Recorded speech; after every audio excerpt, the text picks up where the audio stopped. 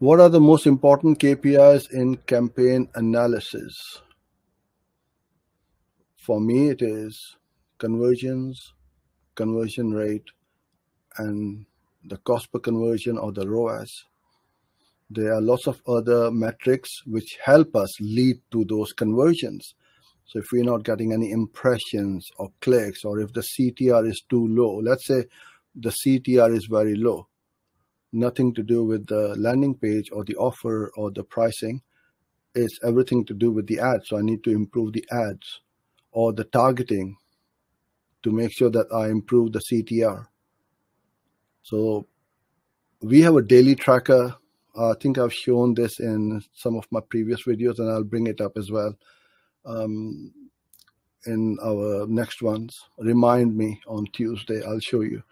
We have all the metrics, and then you can see straight away where the problem is in that funnel or in that campaign.